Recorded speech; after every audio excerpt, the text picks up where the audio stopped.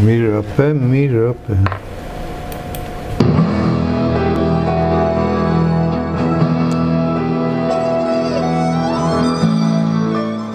Կան հանդիպումներ, որոնք սովորական չեն, զրույցը վերածվում է մի ամբողջ կյանքի մասին անկեղծ ու երկար պատմության։ Երգահան Սասուն Պասկևիչյանի հարկի տակ հենց այսպիսի մթնոլորտ էր։ Ավելին, այդ օրը մենք մի առանձնահատուկ առավելություն ունեինք, դարձանք հեղինակի նոր երգի առաջին ունկնդիրներից մեկը։ Դրսից ինչ-որ բարավ մի ասած մատաղ Երգահանի տունը, որը Երևանի հենց սրտում է, իր պատմությունն ունի։ Դրա հիմքերը նախորդ դարի 40-ականներին դրել է երգահանի հայրը։ Երբ որ սկսել է կառուցումը, իր ծանոթները մտերիմներն են ասել են, այ մարդ ինչ մարդ է, գնացել է Երևանի ծայրում տուն է սարքում։ Ասել է, սա դառնալու է Երևանի կենտրոնական մասը, եւ իրոք դա այդպես եղավ։ Եվ այստեղ, երբ որ մենք սկսեցինք, ոչ մի ուրիշ շենք չկար, ոչ մի ուրիշ։ Դա 47 թվականին եւ 48-ից համարը մենք այստեղ ենք ապրում։ Այս տանն է անցել նրա մանկությունը, այստեղ են ձևավորվել այն սկզբունքները, որոնցով մինչ օրս ապրում ու ստեղծագործում է։ Իմ սկզբունքը, իմ հիմնական սկզբունքը դա ասեցի արդեն, էլի, ազգային պատկանելությունը, անձնական եւ ազգային հպարտությունը, անձնական եւ ազգային արժանապատվությունը եւ չորրորդը ազգային գաղափարախոսությունը։ Սասուն Պասկևիչյանի ստեղծագործական ուղի ժամանակագրական առումով կարելի է բաժանել 3 հիմնական ու տարբերվող փուլերի։ Առաջինը սկսվում է դպրոցական տարիներից, երբ 10 տարի գերազանց սովորելու համար հայրը նրան ակորդեոն նվիրեց։ Հայրս ինձ նվեր առավ ակորդեոն։ Ու ես այդ ժամանակվանից եմ սկսել, ծանոթ ունեի, գնացի իր մոտ, ասեցի, ուզում եմ սովորացնել, ասեց նոտայով, թե չէ ասեցի, լսողությամբ, սլուխով են ասում, լսողությամբ, բանման, այդպես սովորեցի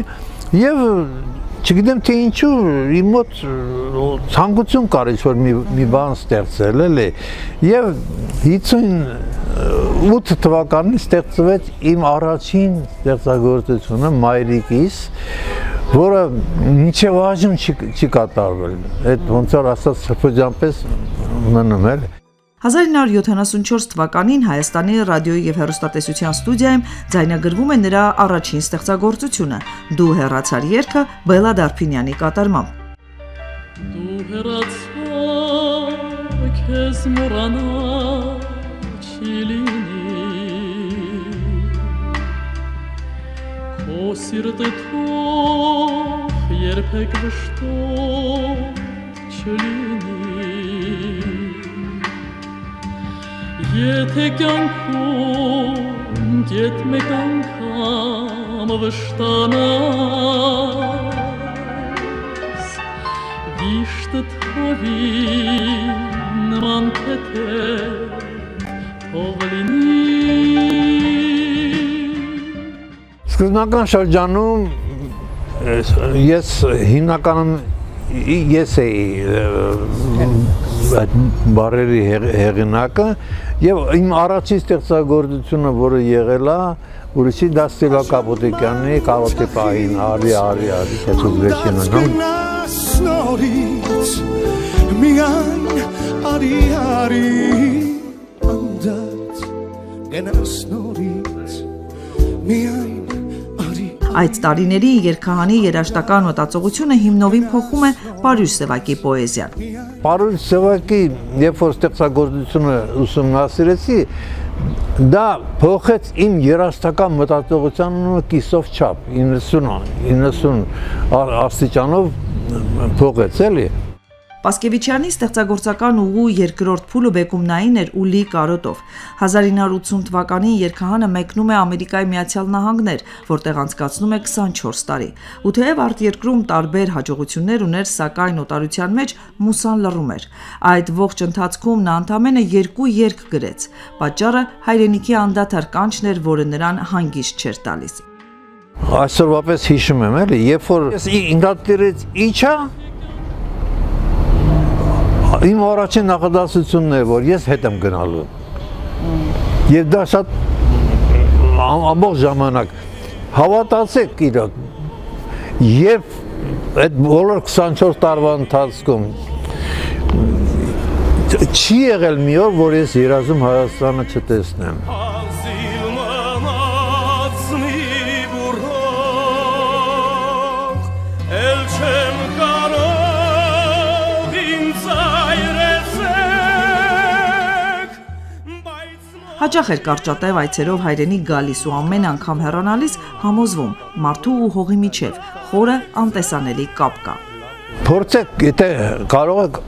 ամեն օր մի 5-ից 10 րոպե կանգնեք հողի վրա։ Հողից բան է անցնում մարդու մեջ եւ մարդու եւ հողի միջև կապ գոյություն ունի։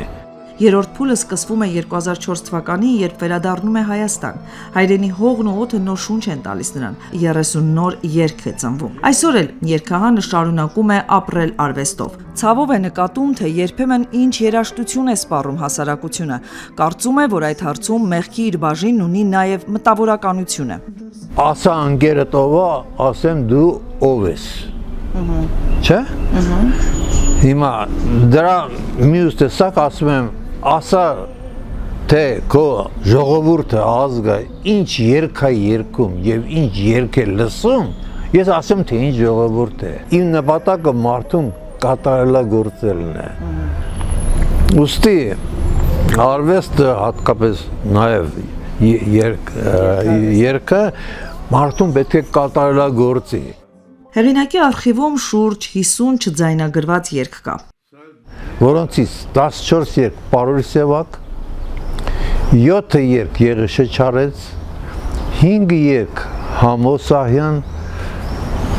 Վահագն Դավթյան 2 երգ Սիլվա Կապուտիկյան,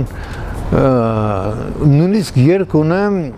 արտագաղթի մասին է Գարեգին Նժդեհի բառերով, էլի արձակ գործը, բայց ես դա բերել եմ երգային տեքստի։ Երգահանը կատարողների ընտրության հարցում խիստ ու պրոֆեսիոնալ մոտեցում է ցուցաբերում։ Ասում է, երգը միայն մեղեդի չէ, այլ երաժշտական ասմունք, որը պահանջում է կերպարի կատարյալ ընկալում։ Երգը երգիչն է երբ դարձնում։ Շատ երգեր ստեղծելիս ես նկատի եմ ունենում, թե ով է երգելով։ Մի մասը կատարում է երգը, ավելի քիչ մասը մեկնաբանում է երգը։ Շատ ավելի քիչ մի 5-6 հոգի երգիչ, որը որ մտնում է կերպարի մեջ։ Եվ հազիվ 1 կամ 2 հոգի, որի մեջ կերպարն է տեղավորվում։ Ուրեմն ես աշխատում եմ այդ ուղղությամբ, որ կերպարը տեղավորվի այդ մարդու մեջ։